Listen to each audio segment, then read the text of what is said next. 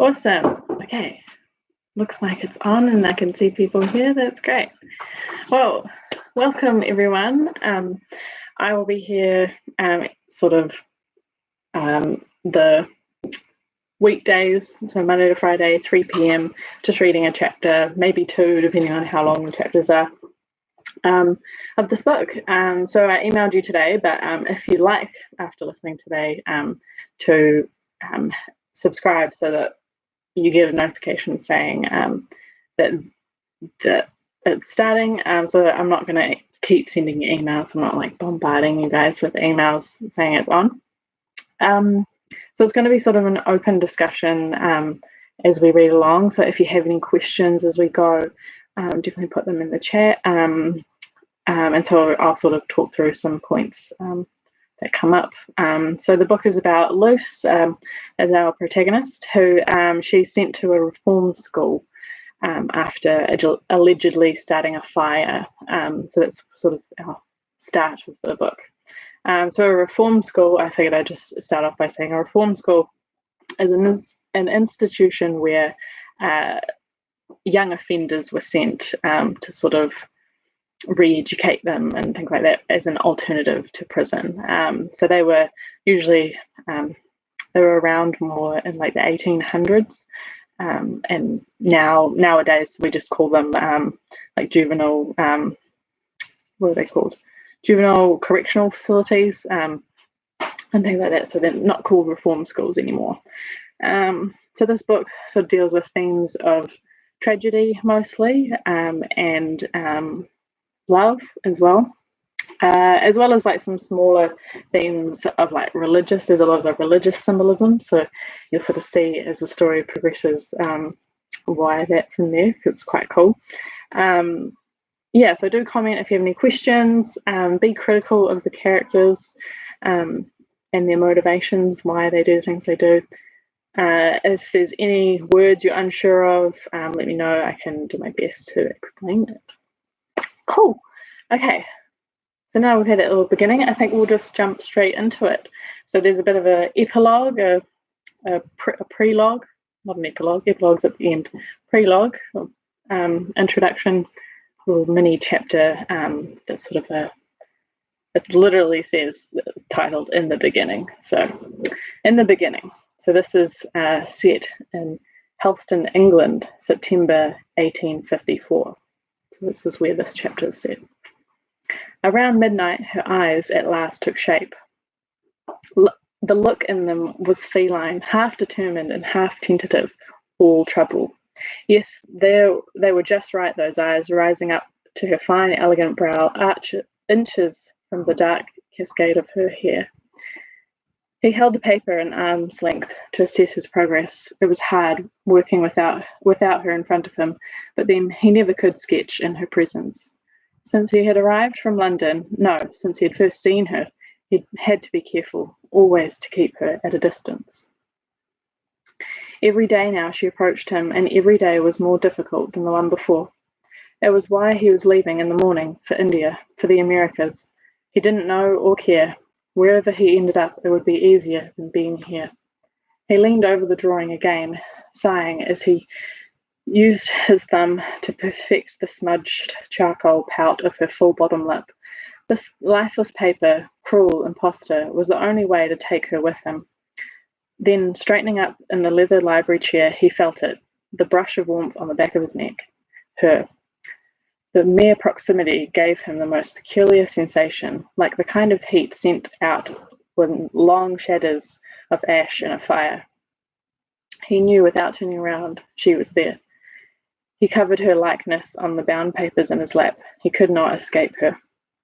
His eyes fell on the ivory upholstered settee across the parlour, where only hours earlier she'd turned up unexpectedly, later than the rest of her party, in a rose silk gown, to applaud the eldest daughter of her host after a fine tune at the harpsichord.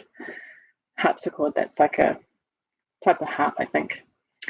He glanced across the room, out the window to the veranda, where the day before she crept up upon him, a wistful of wild white peonies in her hand. She still thought the pull he felt towards him was innocent, that their frequent rendezvous in the gazebo were merely happy coincidences. To be so naive, he would never tell her otherwise, the secret that was his to bear. He stood and turned, the sketches left behind on the leather chair, and there she was, pressed against the ruby velvet curtain in her plain white dressing gown. Her black hair had fallen from its braid. The look on her face was the same as the one he had sketched so many times. There was the fire rising in her cheeks. Was she angry? Embarrassed? He longed to know, but could not allow himself to ask. What are you doing here? He could hear the snarl in his voice and regretted its sharpness, knowing he would never understand. I couldn't sleep, she stammered, moving toward the fire and his chair. I saw the light in your room, and then, she paused, looking down at her hands. Your trunk outside the door. Are you going somewhere? I was going to tell you. He broke off. He shouldn't lie. He had never intended to let her know his plans. Telling her would only make things worse. Already he had to let things go too far, hoping this time would be different. She drew nearer, and her eyes fell on his sketchbook. You were drawing me? Her startled tone reminded him of how great the gap was in their understanding. Even after all the time they'd spent together over the past few weeks, she had not yet begun to glimpse the truth that lay behind their attraction. This was good, or at least it was for the better. For the past several days, since he'd made the choice to leave, he'd been struggling to pull away from her. The effort took so much out of him that as soon as he was alone, he'd have to give in to his pent-up desire to draw her. He had filled up his book with pages of her arched neck, her marbled collarbone, the black abyss of her hair. Now he looked back at the sketch, not ashamed at being caught drawing her, but worse. A cold chill spread through him as he realized that her discovery, the exposure of his feelings, would destroy her. He should have been more careful. It always began like this. Warm milk with a spoonful of treacle, he murmured, his back still to her. Then he added slowly, It helps you sleep. How did you know? Why, that's exactly what my mother used to. I know, he said, turning to face her. The astonishment in her voice did not surprise him, yet he could not explain to her how he knew, or tell her how many times he had administered this very drink to her in the past when the shadows came, how he had held her until she fell asleep. He felt her touch as though it were burning through his shirt. Her hand laid gently on his shoulder, causing him to gasp. They had not yet touched in this life, and the first contact always left him breathless. Answer me, she whispered. Are you leaving? Yes. Then take me with you, she blurted out, right on cue. He watched her suck in a breath, wishing to take back her plea. He could see the progression of her emotions settle in the crease between her eyes. She would feel impetus, then bewildered, then ashamed for her own forwardness. She always did this, and too many times before he had made the mistake of comforting her in this exact moment. No, he whispered, remembering, always remembering. I sail tomorrow. If you care for me at all, you won't say another word. If I care for you, she repeated, almost as if she was speaking to herself. Don't. I have to say it. I love you. I'm quite sure. And if I leave, I save your life. He spoke slowly, trying to reach a part of her that might remember. Was it there at all? Buried somewhere? Some things are more important than love. You wouldn't understand, but you have to trust me. Her eyes drilled into him. She stepped back and crossed her arms over her chest. This was his fault, too. He always brought out her contemptuous side when he spoke down to her. You mean to say there are things more important than this? She challenged, taking his hand and drawing them to her heart. Oh, to be her and not know what was coming. Oh, at least to be stronger than he was and be able to stop her. If he didn't stop her, she would never learn, and the past would only repeat itself, torturing them both again and again. The familiar warmth of her skin under his hands made him tilt his head back and sigh. He was trying to ignore how close she was, how well he knew the feel, how bitter he felt that all of this had to end. But her fingers traced his lightly, so he could feel her heart racing through her dress. She was right. There was nothing more than this. There never was. He was about to give in and take her in his arms when he caught the look in her eyes, as if she'd seen a ghost.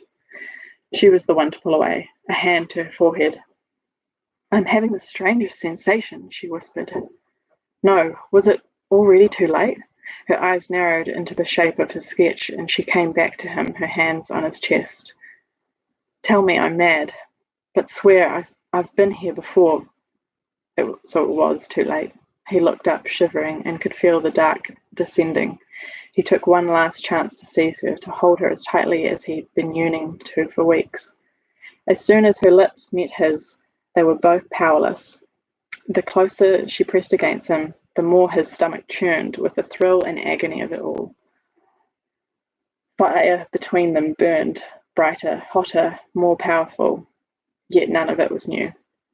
The room quaked, an aura around them started to glow. She noticed nothing, was aware of nothing, understood nothing beside this. He alone knew what was about to happen, what dark companions were prepared to fall on their reunion. Even though he was unable to alter the course of their lives yet again, he knew the shadows swirled directly overhead, so close he might have touched them, so close he wondered whether he could hear what they were whispering. He watched as the cloud passed over her face. For a moment, he saw a spark of recognition grow in her eyes. Then there was nothing at all. Oh, all right. That's the end of the prelogue. So now I think we are jumping to modern day with our main character Luce here. All right, chapter 1. Perfect Strangers. Luce barged into the fluorescent lit lobby of Sword and Cross School 10 minutes later than she should have. A barrel-chested iron bicep was already giving orders, which meant Luce was already behind him. "So, remember, it's meds, beds, and reds," the attendant barked at a cluster of 3 other students all standing with their backs to Luce. "Remember the basics, and no one gets hurt." Luce hurried to slip in behind the group. She was still trying to figure out whether she'd filled out the giant stack of paperwork correctly, whether this shaven-headed guide standing before them was a man or a woman, whether there was anyone to help her with this enormous duffel bag, whether her parents were going to get rid of her beloved Plymouth Fury the minute they arrived home from dropping her off here. They'd been threatening to sell the car all summer, and now they'd have a reason. Luce couldn't argue with that. No one was allowed to have a car at Luce's new school, her new reform school, to be precise. She was still getting used to the term. "Could you repeat that?" she asked the attendant. "What was it? Meds?" "Well, look what the storm blew in," the attendant said loudly, then continued, enunciating slowly. "Meds. If you're one of the medicated students, this is where you go to keep yourself doped up, sane, breathing, whatever." "Woman," Luce decided, studying the attendant. No man would be catty enough to say all that in such a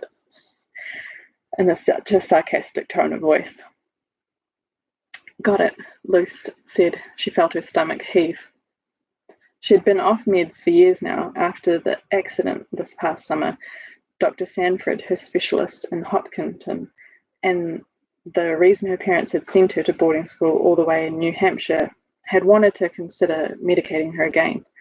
Though she'd finally convinced them of her somewhat stability, it had taken an extra month of analysis on her part just to stay off those awful antipsychotics. Which was why she was enrolling in her senior year at Sword and Cross, a full month after the academic year had begun. Being a new student was bad enough, and Luce had been really nervous about having to jump into classes that everyone else was already settled in. But from the looks of this tour, she wasn't the only new kid arriving today. She sneaked a peek at the 3 other students standing in a half circle around her. At her last school, Dover Prep, the campus tour on the first day was where she'd met her best friend, Callie. On a campus where all the other students had practically been weaned together, it would have been enough that Luce and Callie were the only non-legacy kids. But it didn't take long for the 2 girls to realize that they also had the exact same obsession with the exact same old movies, especially where Albert Finney was concerned. I think he's an old film star. After the discovery freshman year, while watching Two for the Road, that neither one of them could make a bag of popcorn without setting the fire alarm, Kelly and Luce hadn't left each other's sides until they had to. At Luce's side today were two boys and a girl. The girl seemed easy enough to figure out, blonde and Neutrogena commercial pretty, with pastel pink manicured nails that matched her plastic binder. "I'm Gabby," she drawled, flashing Luce a big smile, and that disappeared as quickly as it had surfaced, before Luce could even offer her own name. The girl's waning interest reminded her of a southern version of the girls at Dover than someone she'd expect at Sword & Cross. Luce couldn't decide whether this was comforting or not, any more than she could imagine what a girl who looked like this would be doing at a reform school. To Luce's right was a guy with short brown hair, brown eyes, and a smattering of freckles across his nose. By the way he wouldn't even meet her eyes, she just kept picking at a hangnail on his thumb, gave Luce the impression that, like her, he was probably still stunned and embarrassed to find himself here. The guy to her left, on the other hand, fit Luce's image of this place a little bit too perfectly. He was tall and thin, with a D-bag slung over his shoulder, saggy black hair, large, deep-set green eyes. At the back of his neck, a black tattoo in the shape of a sunburst seemed to almost glow out of his light skin, rising up from the edge of his black t-shirt. Unlike the other two, when this guy turned to meet her gaze, he held it and didn't let go. His mouth was set in a straight line, but his eyes were warm and alive. He gazed at her, standing as still as a sculpture, which made Luce feel rooted to her spot too. She sucked in her breath. Those eyes were intense and alluring, and, well, a little bit disarming. With some loud throat-clearing noises, the attendant interrupted the boy's trance-like stare. Luce blushed and pretended to be very busy scratching her head. "Those of you who've learned the ropes are free to go after you dump your hazards." The attendant gestured to a large cardboard box under a sign that said in big black letters, "Prohibited Materials." "And when I say free, Todd," she clamped a hand down on the freckled kid's shoulder, making him jump, "I mean gymnasium bound, to meet your pre-assigned student guides. You," she pointed at Luce, "dump your hazards and stay with me." The four of them shuffled towards the box, and Luce watched, baffled, as the other students began to empty their pockets. The girl pulled out a 3-inch pink Swiss Army knife. The green-eyed guy reluctantly dumped a can of spray paint and a box cutter. Even the hapless Todd let loose several boxes of matches and a small container of lighter fluid. Luce felt almost stupid that she wasn't concealing a hazard of her own, but when she saw the other kids reach into their pockets and chuck their cell phones into the box, she gulped. Ugh. Leaning forward to read the prohibited materials sign a little more closely, she saw that cell phones, pages, and all two-way radio devices were strictly forbidden. It was bad enough that she couldn't have a car. Luce clamped a sweaty hand around the cell phone in her pocket, her only connection to the outside world. When the attendant saw the look on her face, Luce received a quick few slaps on the cheek. "Don't swoon on me, kid. They don't pay me enough to resuscitate. Besides, you get one phone call a week in the main lobby. One phone call. Once a week. But..." She looked down at her phone one last time and saw that she'd received 2 new text messages. It didn't seem possible that these were her last text messages. The first one was from Kelly. "Call immediately. We'll be waiting by the phone all night, so be ready to dish. And remember the mantra I assigned you. You'll survive. By the way, for what it's worth, I think everyone's totally forgotten about... ... In typical Kelly fashion, she'd gone on so long that Luce's crap cell phone cut the message off 4 lines in. In a way, Luce was almost relieved. She didn't want to read about how every one of her old school friends had already forgotten what had happened to her when she'd done and what she'd done to land herself in this place. So I think this was in early 2000s, this book. So that's why there might be some reference to older like pages, and like she's got a crappy cell phone and things like that. All right, is the chat going okay? Okay. She sighed and scrolled down. The second message was from her mum, who had only just gotten the hang of texting a few weeks ago and surely had not known about this one call a week thing, or she'd never abandoned her daughter here, right? Kiddo, we're always thinking of you. Be good and try to eat enough protein. We'll talk when we can. Love, M&D. With a sigh, Luce realised her parents must have known. How else to explain their drawn faces when she'd waved goodbye at the school gates this morning, duffel bag in hand. At breakfast, she'd tried to joke about finally losing that appalling New England accent she'd picked up at Dover, but her parents hadn't even cracked a smile. She'd thought that they were still mad at her. They never did the whole raising their voice thing, which meant that when Luce really messed up, they just gave her the old silent treatment. Now she really understood her parents' demeanour this morning. They were mourning the loss of contact with their only daughter. Oh, so she's an only child. We're still waiting on one person, the attendant sang. I wonder who it is. Luce's attention snapped back to the hazard box, which was now brimming with the contraband she didn't even recognise. She could feel the dark-haired boy's green eyes staring at her. She looked up and noticed that everyone was staring. Her turn.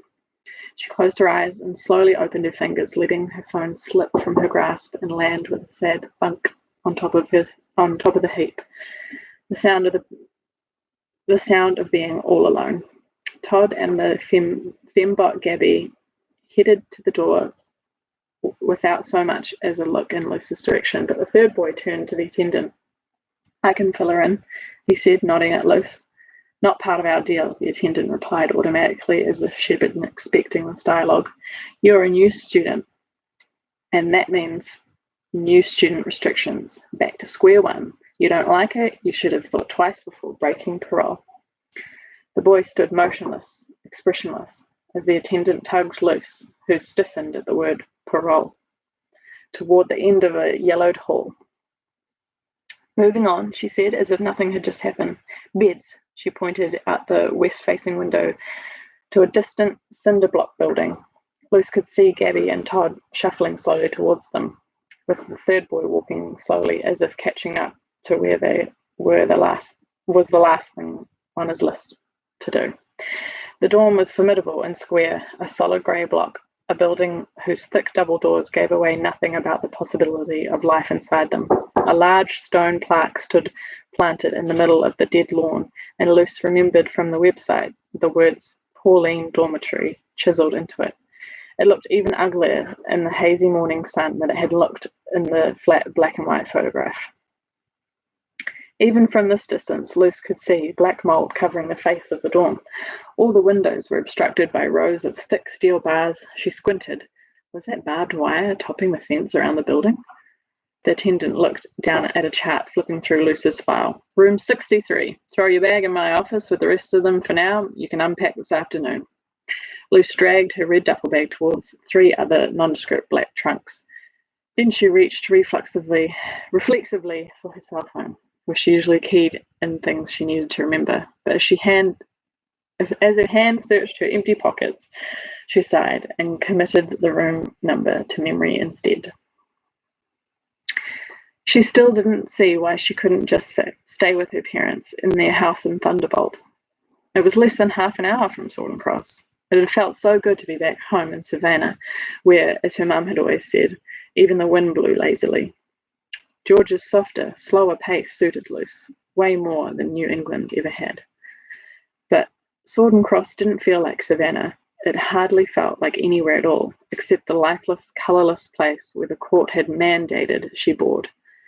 She overheard her dad on the phone with the headmaster the other day, nodding in his befuddled biology professor way, and saying, yes, maybe it would be best for her to be supervised all the time. No, we wouldn't want to interfere with your system. Clearly, her father had not seen the conditions of his only daughter's supervision. This place looked like a maximum security prison. And what did you say, the Reds? Luce asked the attendant, ready to be released from the tour. Reds, the attendant said, pointing towards a small, wide device hanging from the ceiling, a lens with a flashing red light. Luce hadn't seen it before, but as soon as the attendant pointed the first one out, she realized they were everywhere. Cameras? Very good, the attendant said, voice dripping condescendence. We make them obvious in order to remind you. All the time, everywhere, we're watching you. So don't screw up. That is, if you can help yourself. Every time someone talked to Luce like she was a total psychopath, she came that much closer to believing it was true. All summer, the memories had haunted her in her dreams, and in rare moments, her parents left her alone. Something had happened in that cabin. And everyone, including Luce, was dying to know exactly what. The police, the judge, the social worker had all tried to pry the truth out of her, but she was as clueless about it all as they were. She and Trevor had been joking around the whole evening, chasing each other down to the rows of cabins on the lake, away from the rest of the party. She tried to explain that it had been one of the best nights of her life, until it turned into the worst. She had spent so much of her time replaying that night in her head. Hearing Trevor's laugh, feeling his hands around hers, and trying to reconcile her gut instinct that she really was innocent.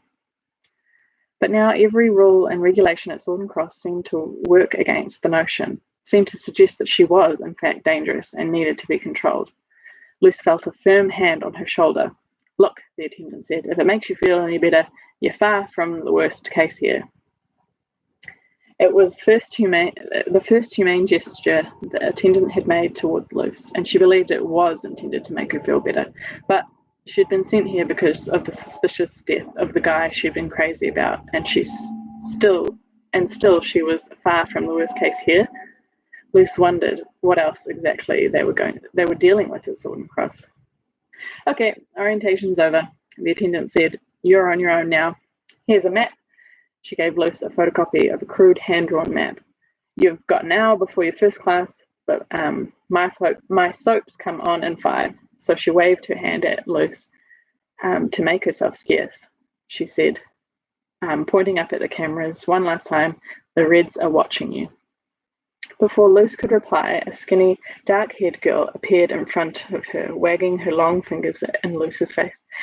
Ooh, the girl taunted in a ghost storytelling voice, dancing around Luce in a circle. The Reds are watching you. Get out of here, Ariane, before I have you lobotomized, the attendant said, though it was clear from her first brief but genuine smile that she had some course of affection for the crazy girl. It was also clear that Ariane did not reciprocate the love. She mimed a jerking off motion at the attendant, then stared at Luce, daring her to be offended. And just for that, the attendant said, jotting a furious note in her book, you've earned yourself the task of showing Little Miss Sunshine around today. She pointed at Luce, who looked anything but sunny in her black jeans, black boots, and black top. Under the dress code section at Sword and Cross website, it cheerily maintained that as long as the students were on good behaviour, they were free to dress as they pleased, with just 2 small stipulations. The style must be modest, and the colour must be black. Some freedom. The 2 big mock turtlenecks Luce's mum had forced on her this morning did nothing for her. Her black thick hair, which used to hang down to her waist, had almost been completely shorn off. The cabin fire had left her scalp singed and her hairline patchy. So after the long, silent ride home from Dover, Mum had planted Luce in the bathtub, brought Dad's electric razor, and wordlessly shaved her head. Over the summer, her hair had grown out a little, just enough so that her now once enviable waves hovered in awkward twists just below her ears. Ariane sized her up, tapping one finger against her pale lips. Perfect, she said, stepping forward to loop her arm through Luce's. I was just thinking I could really use a new slave. The door to the lobby swung open and in walked the tall kid with green eyes. He shook his head and said to Luce, "This place isn't afraid to do a strip search, so if you're packing any other hazards," he raised an eyebrow and dumped a handful of unrecognizables in the box, "save yourself the trouble." Behind Luce, Ariane laughed under her breath. The boy's head shot up, and when his eyes registered Ariane, he opened his mouth and closed it like he was unsure how to proceed. "Ariane," he said evenly. "Cam," she returned. "You know him?" Luce whispered, wondering whether there were the same kinds of cliques in reform schools as there were in prep schools like Dover. "Don't remind me," said Ariane, dragging Luce out the door into the grey, swampy morning. The back of the main building led out a chipped sidewalk bordering a messy field. The grass was so overgrown it looked more like a vacant lot than a school commons, but a faded scoreboard and a small stack of wooden bleachers argued otherwise. Beyond the commons lay 4 severe-looking buildings, the cinder-block dormitory on the left, the huge old ugly church on the far right, and 2 other expansive structures in between that Luce imagined were the classrooms. That was it. Her whole world reduced to the sorry sight before her eyes. Ariane immediately veered right off the path and led Luce to the field, sitting down on top of the waterlogged wooden benches. The corresponding setup at Dover had screamed Ivy League jock in training, so Luce had always avoided hanging out there. But this empty field with its rusted, warped goals told a very different story, one that wasn't as easy for Luce to figure out. 3 turkey vultures swooped overhead, and a dismal wind whipped through the bare branches of the oak trees. Luce ducked her chin down into her mock turtleneck. "So," Ariane said, "now you've met Randy." "I thought his name was Cam."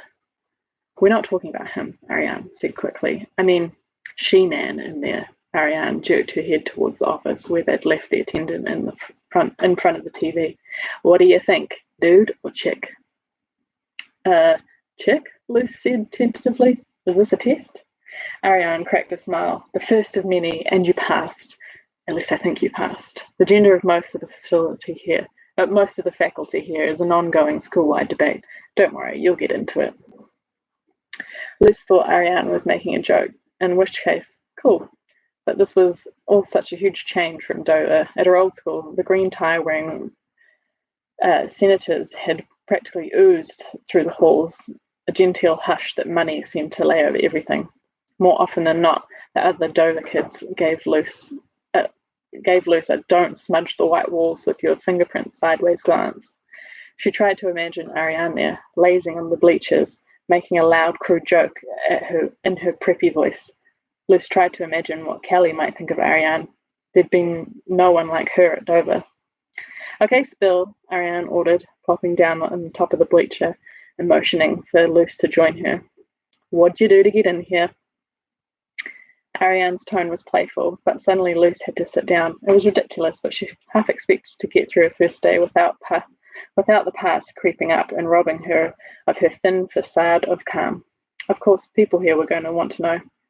She could feel the blood thrumming at her temples. That's a good onomatopoeia.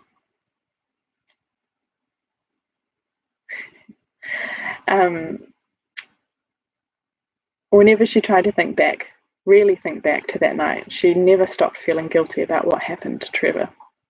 But she also tried really hard not to get down in the shadows, which by now were the only things that she could remember about the accident, those dark, indefinable things that she could never tell anyone about. Scratch that. She'd started to tell Trevor about the peculiar presence that she'd felt that night, about the twisting shapes hanging over their heads, threatening to enter their perfect evening. Of course, by then it was already too late. Trevor was gone, his body burned beyond recognition, and Luce was she guilty? No one knew about the murky shapes she sometimes saw in the darkness. They'd always come to her. They'd come and gone for so long that Luce couldn't even remember the first time she'd seen them. When she was 7, her family had been on vacation in Hilton Head and her parents had taken her on a boat trip. It was just about sunset when the shadows started rolling in over the water, and she'd turned and said, "What do you do when they come, Dad? Why aren't you afraid of the monsters?" There were no monsters, her parents assured her, but Luce repeated, insistent, of the presence of something. Then the appointments with the ear doctor after she made the mistake of describing the hoarse whooshing noise that the shadows sometimes make, and then therapy, and then more therapy, and then finally the prescription for antipsychotic medication, but nothing ever made them go away. By the time she was 14, Luce refused to take her meds. That was when they found Dr. Sanford.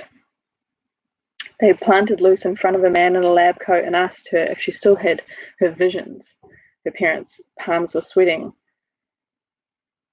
with the fear that there was something terribly wrong with their daughter.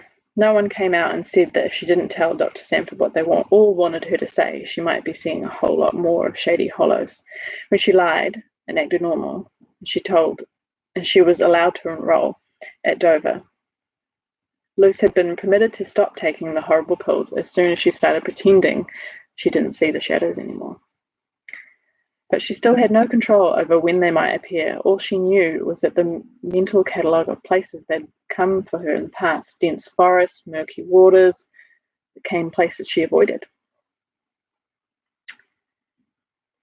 Luce sat on one of the benches and gripped her temples between her thumb and middle finger.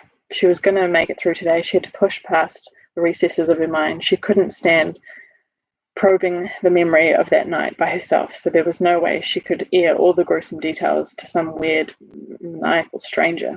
Instead of answering, she watched Ariane, who was lying back on the bleachers, sporting a pair of enormous black sunglasses that covered the better part of her face. It was hard to tell, but she must have been staring at Luce too, because after a second she shot up from the bleachers and grinned. "Cut my hair like yours," she said. "What?" Luce gasped. "Your hair is beautiful." It was true. Ariane had long, thick locks that Luce so desperately missed. Her loose black curls sparkled in the sunlight, giving off just a tinge of red. Luce tucked her hair behind her ears, even though it still wasn't long enough to do anything but flop back down in front of them. "Beautiful schmootiful," Ariane said. "Yours is sexy and edgy, and I want it." Okay, said Luce. Was that a compliment? Ariane assumed she could have whatever she wanted, even if she wanted to belong to someone else. "Where are we going to get?" "Ta-da!" Ariane reached into her bag and pulled out the pink Swiss Army knife Gabby had tossed into the hazard box. "What?" she said, seeing Luce's reaction. I always bring my sticky fingers on new student drop-off days. The idea alone gets me through the dog days of Sword and Cross." "You spent the whole summer here?" Luce winced. "Ha, spoken like a true newbie. You're probably expecting a spring break. We don't get to leave this hellhole, ever. Now cut." "What about the Reds?" Luce asked, glancing around with the knife in her hand. "There were bound to be cameras somewhere out here." Ariane shook her head. "I refuse to associate with pansies. Can you handle it or not?" Luce nodded. "And don't tell me you've never cut hair before." Ariane grabbed the Swiss Army knife back from Luce, pulled out the scissor tool, and handed it back. "Not another word until you tell me how fantastic I look." In the salon of her parents' bathtub, Luce's mother had tugged the remains of her long hair into a messy ponytail before lopping the whole thing off. But a life... She gathered Ariane's hair in her hands, wrapped an elastic band from her wrist around it, and held the small scissors firmly and began to hack. The ponytail fell to her feet, and Ariane gasped and whipped around. She picked it up and held it to the sun. Luce's heart constricted at the sight. She still agonized over her own lost hair, but Ariane just let a thin smile spread across her lips. She ran her fingers through the ponytail once and then dropped it into her bag. "Awesome," she said. "Ariane," Luce whispered, "your neck, it's all scarred." Ariane finished. "You can say it." The skin on Ariane's neck, from the back of her left ear all the way down to her collarbone, was jagged and marbled and shiny. Luce's mind went to Trevor, all those awful pictures. Even her own parents who looked at her as if they saw them. She was having a hard time looking at Ariane now. "I'm not afraid of it," Ariane said. "Are you?" "No," Luce said, though she wished Ariane would take her hand away so Luce could take hers away too. Her stomach churned when she wondered whether this was how Trevor's skin would have felt. I just saw someone say, when does this chapter finish? So I'll just check. Oh, this chapter is quite long. It's got quite a few more pages. Cool. We'll read a bit faster and see how we can get through. Where was I? Remember how I didn't press you when you clammed up about what you did to get in here? Ariane asked, raising her eyebrows. Luce nodded. Ariane gestured to the scissors. Just touch it up. Make it look real pretty. Make me look like you. Even with the same exact cut, Ariane would still only look like an undernourished version of Luce. While Luce attempted to even out the haircut, Ariane delved into the complexities of life at Sword and Cross. The cell block over there is Augustine. It's where we have our so-called social events on Wednesday nights and all of our classes. She pointed to the other buildings that looked like had been designed by the same person who'd done the dormitory. It was dismally square, dismally fortress-like, fortified by the same barbed wire and barbed windows.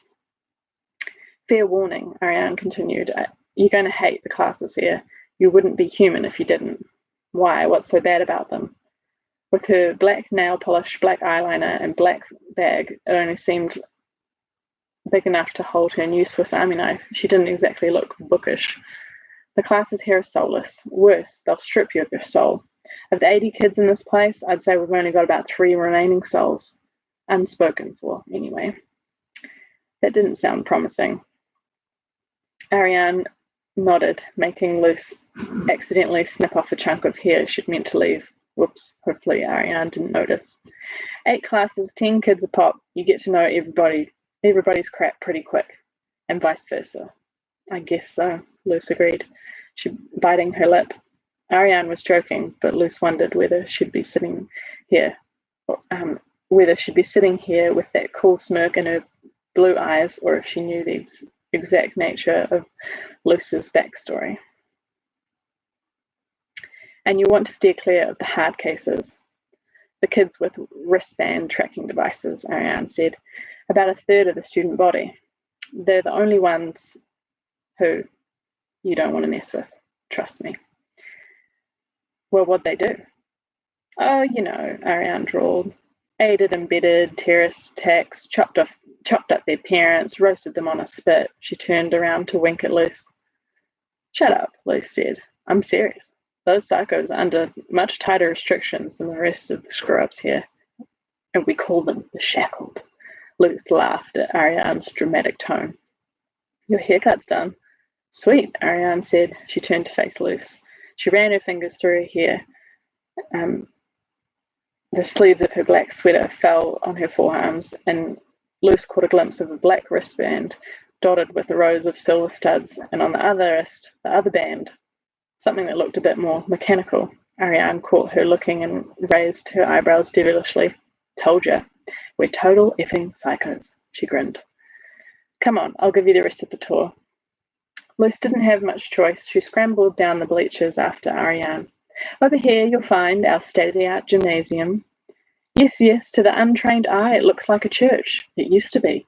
We're kind of an architectural hand-me-down hell here at Sword and Cross. A few years ago, some shrink showed up, ranting about over-medicated teens ruining society. He donated a shit ton of money so they'd convert it into a gym. Now the powers that be think we can work out our frustrations in a more natural and productive way. Luce groaned. She'd always loathed gym class. A girl after my own heart, Ariane commiserated. Luce jogged to keep up with Ariane as she walked around the rest of the grounds. It wasn't just the way the place looked. Every humid breath Luce took stuck in her lungs. Just breathing at Sword and Cross made her feel like she was sinking into quicksand. Oh, and there's the cemetery. Luce followed Ariane's pointing finger to the far left side of the quad, just past the dormitory. An even thicker cloak of mist hung over the walled-off portion of the land, and bordered on 3 sides of a thick forest of oaks. She could see into the cemetery, but it almost seemed to sink below the surface of the ground. For a second, she thought she saw the dark swish of the shadows. She blinked, and they were gone. That's a cemetery? Yep, this used to be a military academy, way back in the Civil War days, so that's where they buried all their dead. And it's creepy. It stinks to high heaven, she winked at Luce. We hang out there a lot. Luce looked at Ariane as if she was kidding. Okay, it was only once, and it was after a really big farmer palooza. Ariane laughed. I just saw a light go on up there. If somebody is home. Well, Luce, my dear, you may have gone to boarding school parties, but you've never seen a throwdown like reform school kids do it. What's the difference? Luce asked, trying to skirt the fact that she'd never actually been to a party. You'll see. Come over tonight and hang out, okay? Promise? But I thought you said I should stay away from the hard cases, Luce joked. Rule number 2, don't listen to me. I'm certifiably insane. Wait, what was rule number 1? Luce said. She started jogging to keep up with her game. Oh, I think that is the end. Yeah. Awesome. So that was chapter 1. I saw someone comment before about do I know that I'm Mr. and not Mrs. The reason why I changed it to Mr. Teacher Rose is because there were a lot of Mrs. Teacher Rose, Mrs. Rose, the teacher, all those kind of variations. So I figured I'd put a Mr. in front, a little bit easier to find me. Yeah. All right. Yes, there is some bad language in here. I did put a little note at the bottom there. Yeah. If you guys don't have to come back if you didn't enjoy it, that's totally fine. Yeah, hopefully you enjoyed some of it at least, filled up some of your time. Yeah, subscribe if you want to come back tomorrow. I won't be emailing this link out again every day. Yeah, cool. That was a lot of fun. Good to see some of you guys here in the chat. And I will see you tomorrow, Friday. Yeah, ka kite.